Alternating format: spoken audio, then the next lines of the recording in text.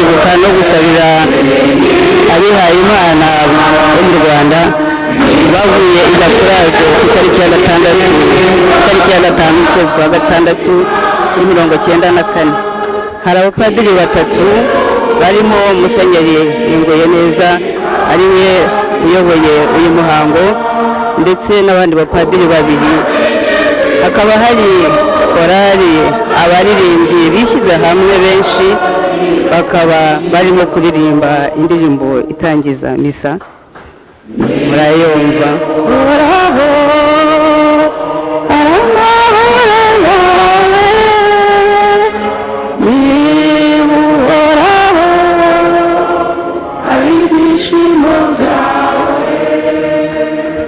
Hano rero aho turi mu kiliziya ya Mutagatifu Cecilia, hari abakristo benshi baje gusabira abo bihaye Imana baguye Gakurazo, ndetse n'umwana Sheja nawe wapfanye n'abihaye Imana. Umubyeyi wa Sheja arahari, Esperance, ndetse n'umuryango we. Misi batangiye.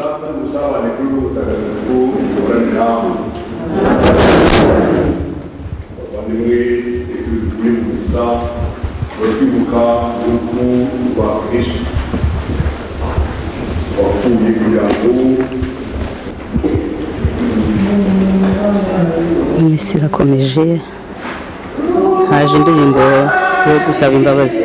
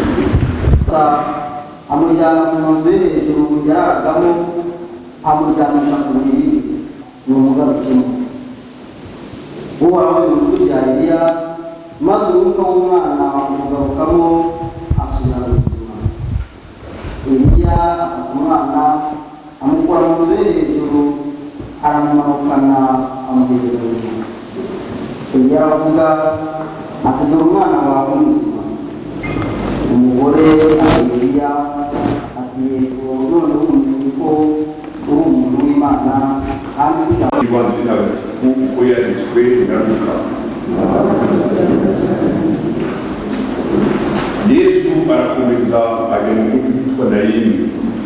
Abigishwa be n'abandi benshi baramushyigira. Wagere hafi y'urwego rw'umugi, ahura n'abahetse umurambo bajya guhamba umuhungu w'ikirenge, nyina akaba yari umupfakazi, kandi abantu benshi bo muri uwo mugi bari bamuherekeje. Nyagasani amubonye amugirira impuhwe, aramubwira ati wirira. Nuko yigira ikiriba agikoraho, abari bagihetse barahagarara, aravuga ati wa musore we, ndabigutegeretse haguruka. Nuko wari wapfuye areguka, aricara, atangira kuvuga. Yesu amusubiza nyina. Bose ubwoba burabataha, basingiza Imana bavuga bati umuhanuzi ukomeye yaduturutsemo, kandi Imana yasuye umuryango wayo. Iyo nkuru isakara muri Yudeya yose no mu gihugu cyose kiyikikije. Iyo ni Ivanjili ntagatifu.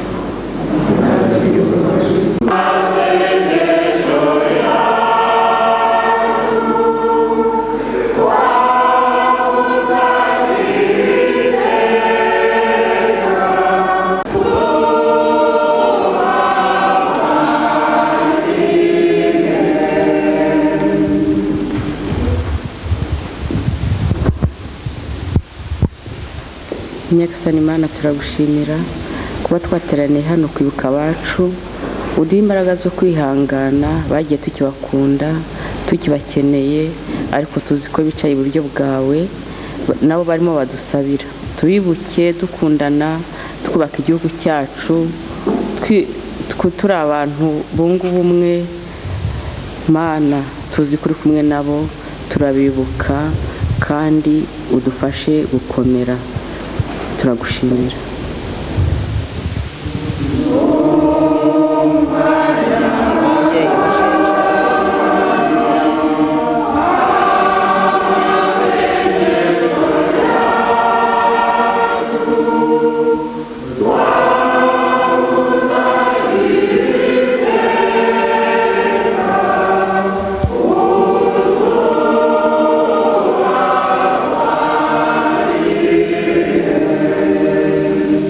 Tukuretse abavandimwe bacu bavuye kuri iyi si, cyane cyane kuva intambara yatangira, byahereye ibyumba abantu bapfa, ntabwo twabonye uko tubibuka, ariko Mana ikomeye kandi igira neza, wowe urabazi. Abo bose hamwe nabo twibutse uyu munsi Padiri yadusomeye, tubashyize mu biganza byawe Nyagasani. Nuko nibakomeze badusabira aho bari, natwe kandi tugire imbaraga zo kwitegura kugira ngo umunsi nugera tuzabashe kubasanga muri ubwo buzima buzahoraho iteka. Tubigusabye bwa Yezu Kristo umwami wacu. Nyagasani Mana yacu, turakwinginze wakirana ubwuzu amaturo tuguhereje, dusabira abayoboke bawe Richard Sheja n'abihayimana bari bari kumwe, nibamara gusukurwa n'iki gitambo cy'Ukarisitiya, ubahe kugira ubugingo budashira n'ihirwe y'iteka mu ikuzo ryawe ku bwa Kristo umwami wacu. Nyagasani Yezu nabane namwe, nawe kandi muhorane. Imitima yanyu nihugukire iby'ijuru, tuyerekeje kuri Nyagasani. dushimire Nyagasani Mana yacu. Birakwiye kandi biratunganye. Ni koko birakwiye kandi biratunganye, ni ngombwa kandi birimo agakiza ko tugushimira iteka n'ahantu hose Nyagasani dawe nyir'ubutagatifu, Mana ishobora byose ugahoraho iteka. Nubwo urupfu ari twe twabwiterereje, urukundo dukunda n'ubuntu tugirira nibyo dukesha gucungurwa na Kristo watsinze urupfu, maze twamara gupfa biturutse ku cyaha tugahamagarirwa gusangira nawe ubugingo buhoraho. Nicyo gitumye twifatanya n'ingabo zo mu ijuru ngo natwe hano ku isi twamaze ubuhangange bwawe, maze duhanikire icyarimwe igisingizo cy'izina ryawe tuvuga ubudahwema tuti: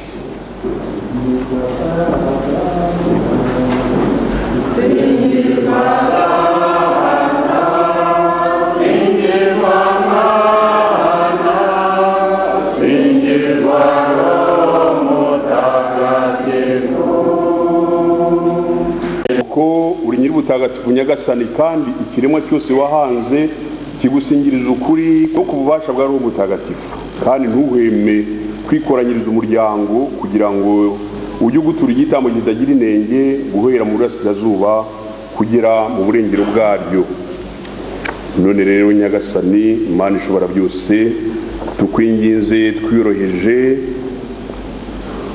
aya maturo twazanye ngo akwegurirwe, ugire ubwuzu yatagatifurije Roho wawe kugira ngo ahinduke umubiri n'amaraso y'umwana wawe n'umwami wacu Yezu Kristo, ari nawe wadutegetse kujya dukora iyi mihango mitagatifu. Ubwo nyine muri rya joro yatanzwemo yafashe umugati agushimira, mu gihe kandi tugitegereje ko aza yuje ikuzo, tugushimiye tuguturira igitambo kizima kandi gitagatifu. Turakwinginze uhugukire ituro rya kiliziya yawe, maze uribonemo cya gitambo washatse ko giturirwa kukunezereza. Nuko niduhemburwa n'umubiri n'amaraso by'umwana wawe, bikadusenderezamo Roho we Mutagatifu, uduhe kuba umubiri umwe ikiri mu rugendo hano ku isi, ugire ibambe uyikomeze mu kwemera no mu rukundo, hamwe n'umugaragu wawe papa wacu Francisco, umwepiskopi wacu Leonard Andre, n'urugaga rwose rw'abepiskopi n'abatorewe umurimo wa altari bose n'imbaga yabo wigaruriye bose.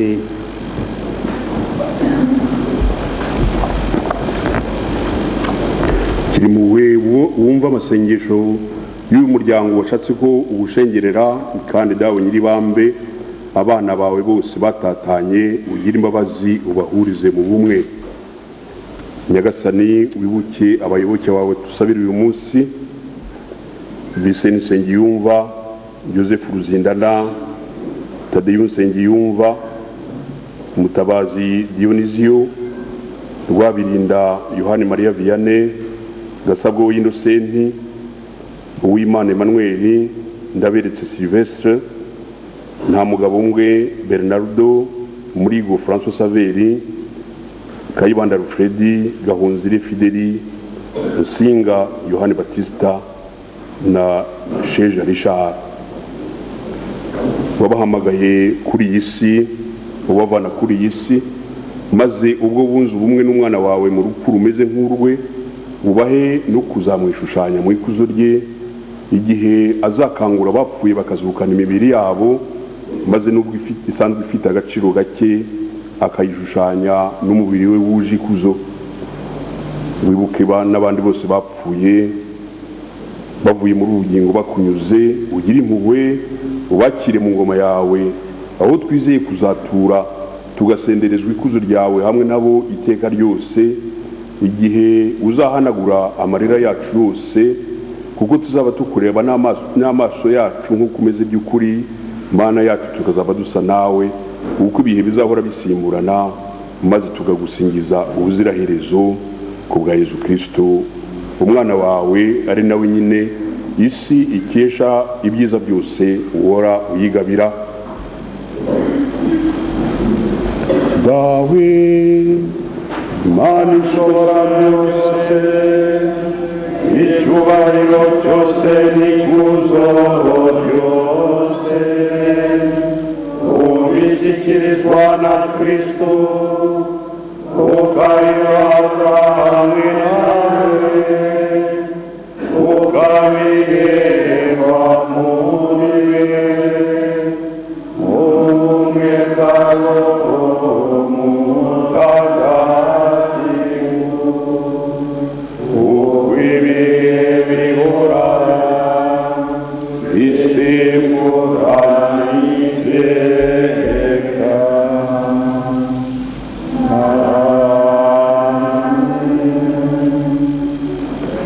nk'uko twabibwirijwe n'Umukiza kanabidutegeka, dutinyutse kuvuga tuti dawe uri mw'ijuru, izina ryawe ryubahwe, ingoma yawe yogere hose, icyo ushaka gikorwe munsi nk'uko gikorwa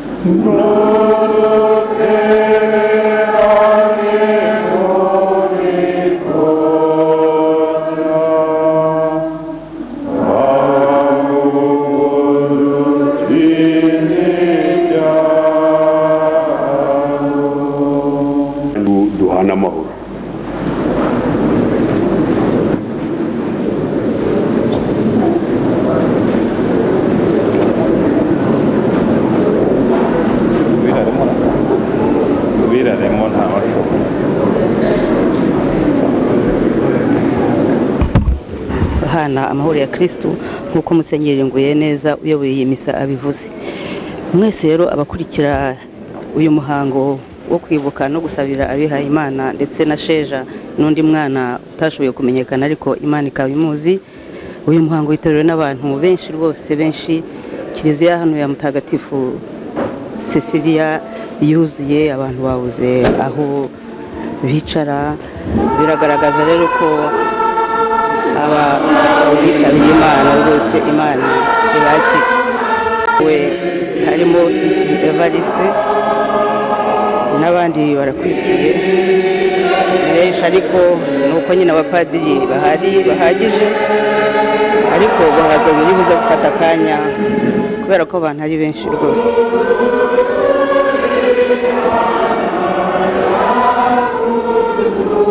Ari abato ari abakuru bose baje, ndahabona ndetse n'abakuru b'amashyaka, ndabonamo Rusesabagina, ndabona bari hano muri gusangira umuriro wa Kristo no gusangira iyindi.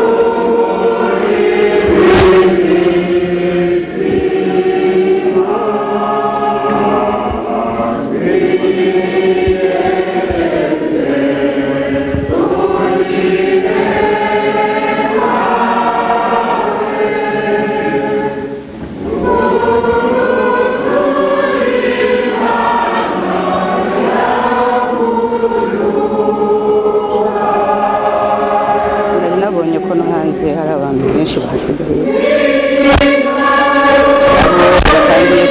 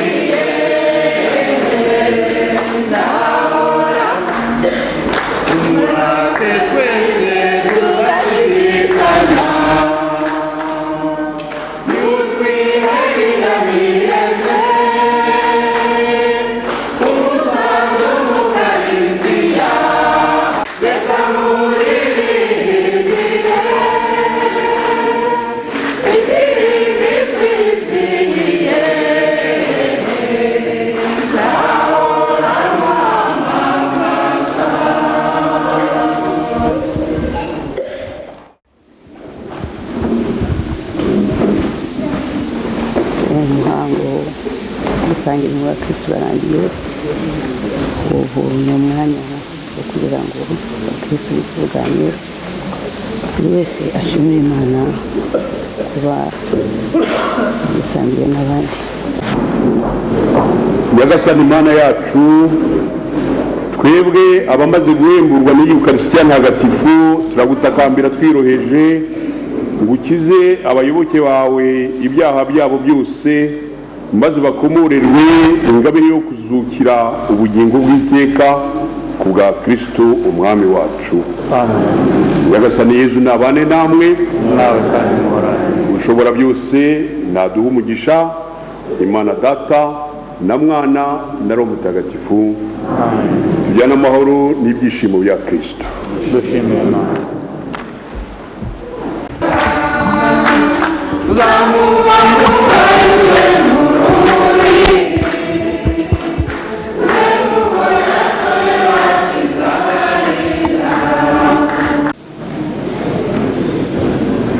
Muri make ndabashimira cyane n'umuryango wanjye kubona mwigomwe imirimo yanyu yose mwari mufite uyu munsi mukaza kudushyigikira mbikuye ku mutima. Ni urukundo, ni umutima mwiza mwatugaragarije. Ubundi abanyarwanda baratabaranaga, murabitweretse muri inkoramutima. Ndabashima cyane, uwo mutima muzawuhorane, turi kumwe igihe cyose kandi Imana ikomeze ibafashe. Mwakoze cyane.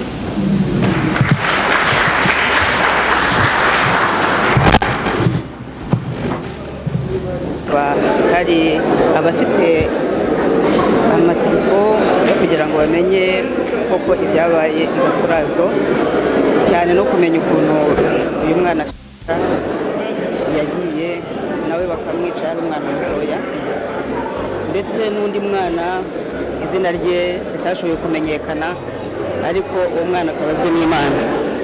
Abantu rero rwose ubu bafite ibyishimo ariko bivanze no gutekereza, bivanze no kwibuka, bivanze n'akababaro, cyane ko nk'uwo mwana wari igitambambuga nawe witabye Imana, hakaba n'abandi nabo bitabye Imana. Uvuga uti abo mwana ubu ngubu abamaze gukura, ageze igihe cyo kugira ibitekerezo by'abagabo, dore ko yari umusore. Gusa rero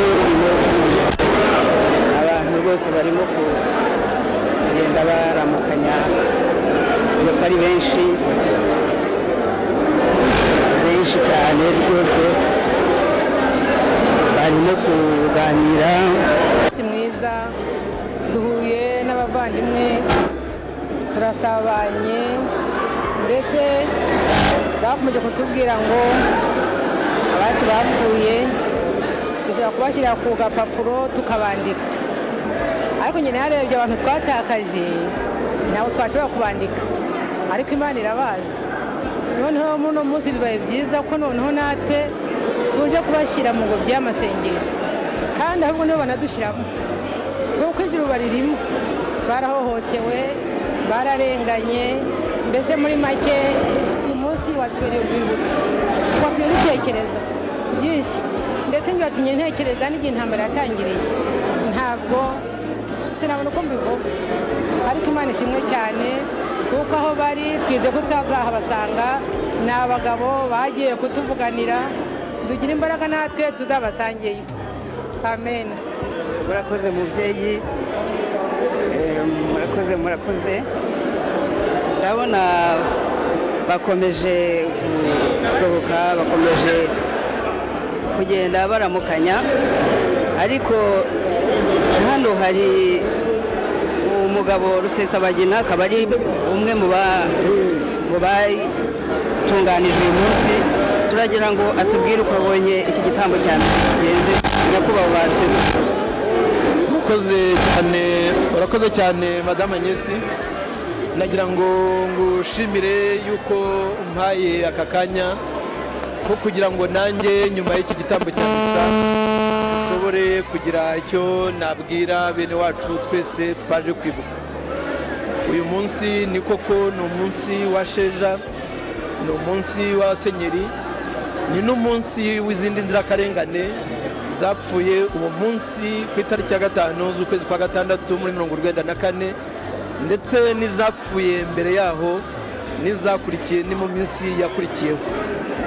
Nagira ngo rero nanjye kimwe n'abihaye Imana bafashe amagambo mbonereho umwanya wo gushimira Imana yuko abayo yabakiriye, kandi dukomeze kubayishyira mu maboko, dusabire n'igihugu cyacu Imana igihe amahoro. Murakoze cyane. Nyakubahwa Rusesabagina, ibi mukoze mubikoreye mu mahanga, ariko sinzi niba mu Rwanda bo bari bwagire uburyo bwo gushobora gukora nk'igitambo cya misa nk'iki cyo kwibuka ababo bitabye Imana. Birumvikana yuko mu Rwanda ubu ngubu ntabwo icyo gihe kiragera, kuko abakoze ayo mahano ari bo uyu munsi bayoboye urwo Rwanda. Igihe cyose rero bazaba baruyoboye, ntabwo ukuri bazakwemerera ko gusohoka, ntabwo bazemera na rimwe yuko abantu baterana nk'ubu ngubu kugira ngo babafate imyato bibi n'ibi tumaze kubavuga uyu munsi. Ubwo rero ndumva nawe urabyumva, urumva ko abanyarwanda ni imbohe.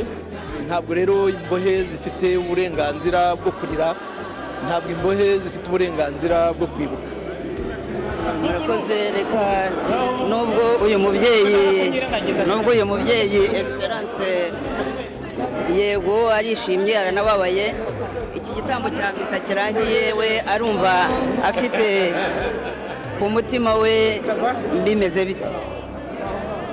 Mwihangane kuko arimo kuramukanya n'abandi babyeyi, mwihangane. Esperance, hari abakurikiye iki gitambo cya misa bagira ngo babwire rwose ku mutima wawe nyuma y'imyaka yose utekereza ku mwana wawe Sheja, umutima wawe urumva umeze ute? Mwihangane kuko baracyakomeza kuramukanya, ariko reka tumuhe ijambo Esperance. Iki ni igikorwa gikomeye cyane, abanyarwanda bongeye kutwereka urukundo n'ukuntu batabaranaga kera, naho twagiye nubwo turi impunzi barabijyanye barabihunganye, n'ubutwari turabibashimira cyane kandi biradushimishije kuko n'ubwa mbere abantu bibutswe bari intwari, bari inzirakarengane, ntacyo bakoze, bazize ubusa, ariko turabibuka, twabasabiye, twaririmbye. Rwose twizere ko Imana yakiriye amasengesho yacu kandi tubahuza ku mutima, tuzahora tubibuka. Byagenze neza, abanyarwanda ni intwari, mu mahanga ni intwari, byo mu gihugu ntabwo tubizi, ariko hano hanze bimeze neza, badutabaye, badufashe mu mugongo. Rwose ni ikintu gikomeye cyadushimishije. Murakoze. Mu muryango wa Esperance harimo n'uyu mubyeyi Sisi Evariste, hari wenda n'abato batamuzi, ariko twagira ngo Bwana Sisi Evariste utubwire kuri uyu munsi nyuma y'igitambo cya misa, kumva umeze icyo babwira abanyarwanda ubu barimo gukurikirana ibibera hano. Birakomeye kugira ngo nyuma y'ibyo niboneye ahangaha n'igitambo cya misa kimeze neza cyane ngo ngire amagambo menshi mvuga, kandi amenshi yanavuzwe. Ndishimye cyane kubera ko abanyarwanda batweretse ko batageruka ku nshingano zabo z'umuco rwose kuva na kera. Iyo umuntu yavugaga ko agize urubanza, abantu, inshuti, abavandimwe, abaturanyi barazaga bakamufasha. None rero mbonye umuco wa kinyarwanda rwose ukiri wose, kandi tuzawukomeze kurushaho. Abantu rero birerekana ko abanyarwanda b'ingeri bose bashobora kubana mu ituze, mu mahoro, ibindi byose tukabirenga. None se nyakubahwa Sisi, urambwira ko nk'ubu uri hano hanze mu Rwanda utarahunga, ntabwo mwigeze mwibuka abanyu bitabye Imana? Ubu ni bwo bwa mbere nawe ubonye akanya ko kubatura Imana? Ngira ngo tukiri mu Rwanda twajyaga tubikora, twarabibukaga buri gihe, buri mwaka, ariko kuva twa mu Rwanda birakomeye, tubyibuka ku buryo bwacu imuhira, ariko ku buryo abantu baterana nk'uku bagasabana bakibukira hamwe, kuko n'ibyago ntabwo ari n'ibyacu twese. Kuva rero nava mu Rwanda nibwo ubu ngubu nongeye kwibuka hamwe n'abavandimwe bacu bose. Wavuye mu Rwanda ryari niba atari wowe? Mu by'ukuri navuye mu Rwanda mu mwaka w'ibihumbi 2000. Ubu maze imyaka 13 hanze. Uri impunzi nawe? Yewe ni impunzi nkuru cyane. Impunzi nkuru ntabwo uzi, none se imyaka 10 n'ingahe bavuga se ko ino mfite akazi ndi impunzi nkamwe mwese twese hamwe. I'm so glad you're in my life. I'm so glad you came to say